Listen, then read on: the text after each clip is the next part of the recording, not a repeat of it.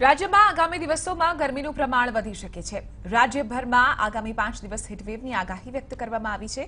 સાબરકાંઠા, બનાસકાંઠા, સુરેન્દ્રનગર, રાજકોટ, અમરેલી અને કચ્છમાં હીટવેવની આગાહી વ્યક્ત કરવામાં આવી છે।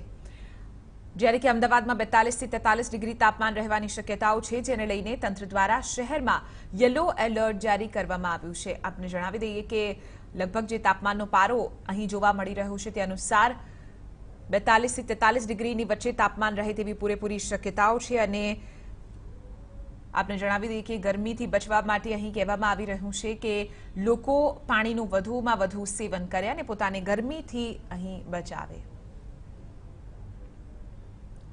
આજ મુદ્દે વધુ જાણકારી મેળવીશું ટીવી9ના સંવાદદાતા મિહિર સોની પાસેથી। મિહિર, જે તાપમાનનો પારો છે તે દિવસે ને દિવસે વધી રહ્યો છે, કોઈ પણ રાહત ખાસ કરીને અમદાવાદવાસીઓને નથી મળી રહી। આગામી દિવસો કયા પ્રકારના રહેશે અને આ ખાસ કરીને જે ગરમી વધી રહી છે તેને લઈને તંત્ર તરફથી શું તૈયારીઓ?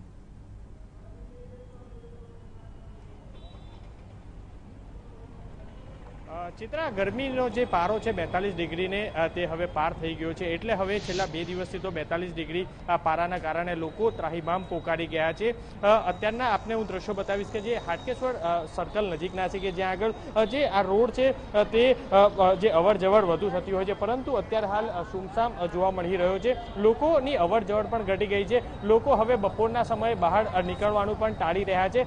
મહત્વનું છે કે લોકો બહાર નીકળતાની સાથે જ જે ગરમીથી બચવા માટેના તમામ ઉપાયો કરતા હોય છે। અત્યારે તો જે ખાસ જે જ્યુસ હોય છે તેમજ લીંબુનું શરબત હોય છે, શેરડીનો રસ હોય છે, તેવા જે પીણા પીતા હોય છે કે જેના કારણે તે લોકો ગરમીથી બચી શકતા હોય છે। હવામાન વિભાગે પણ આગાહી કરી છે કે જે છેલ્લા 4 દિવસ સુધી એટલે કે 42 ડિગ્રી સુધી આ રીતના તાપમાન રહેશે। આગામી 4 દિવસ બાદ તાપમાન વધી શકે છે તેવી શક્યતા વ્યક્ત કરવામાં આવી છે।